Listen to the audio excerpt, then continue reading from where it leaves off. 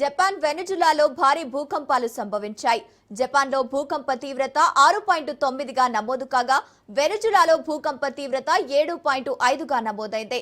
వెనుజులా రాజధాని కారకస్ తో పాటు పలు చోట్ల భూమి కంపించింది. వెనుజులాలో పలు ప్రాంతాల్లో భవనాలు కూలిపోయాయి.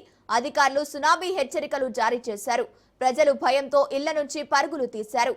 భూకంప కారణంగా జపాన్లో రైలు సర్వీసులు నిలిపివేశారు.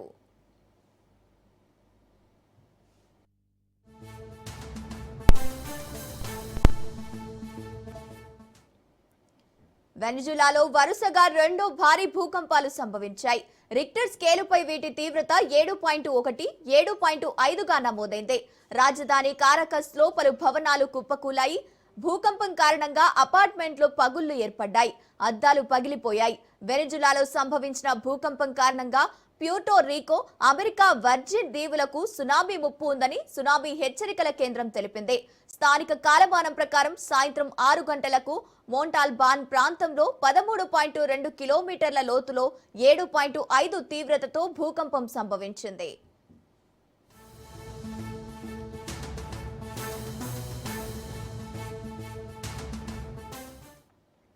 కొద్ది నిమిషాల వ్యవధిలోనే సంభవించిన 2 అత్యంత శక్తివంతమైన భూకంపాల వల్ల వెనుజులా రాజధాని కారకస్ తో పాటు ఆ దేశంలోని పలు నగరాలు తీవ్రంగా వణికిపోయాయి. ముఖ్యంగా భూ ప్రకంపనల దాటికి కారకస్ నగరంలో పలు భవనాలు, నివాస గృహాలు కుప్పకూలాయి.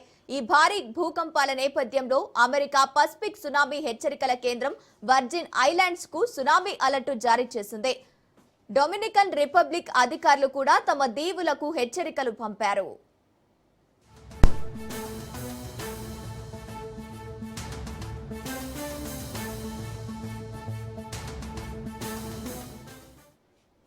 కారకస్ నగరంలో భవనాలు ఇరువైపులా ఊగిపోవడంతో ప్రజలు తీవ్ర భయాందోళనతో వీధుల్లోకి పరుగులు తీశారు. అనేక చోట్ల భవనాల గోడలు పూర్తిగా కూలిపోవడంతో ఇళ్లలోని ఫర్నిచర్ బయటకు కనిపించింది. నగరంలోని పలు ప్రాంతాల్లో భారీగా దుమ్ము, ధూళి, మేఘాలు కమ్మేశాయి. దేశంలోని పలు రాష్ట్రాల్లో ఈ భూకంప ప్రభావం భారీగా కనిపించిందని వెనుజులా అంతర్గత వ్యవహారాల మంత్రి డియోస్ట్రాడో కబెలో తెలిపారు. ముఖ్యంగా కారకస్ లోని ఆల్టామిరా ప్రాంతంలో ఇళ్లు, భవనాలు కూలిపోవడంతో ఆందోళనకర పరిస్థితులు నెలకొన్నాయి. క్షతగాత్రులను తరలించేందుకు అంబులెన్స్లకు దారి ఇవ్వాలని ఆయన వాహనదారులకు సూచించారు.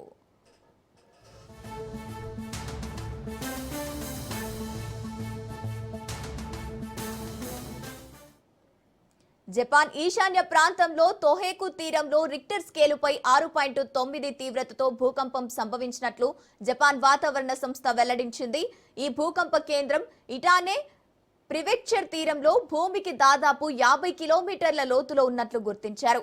సముద్ర మట్టంలో స్వల్ప మార్పులు మినహా దీనివల్ల ఎలాంటి సునామీ ప్రమాదం లేదని అధికారులు స్పష్టం చేశారు.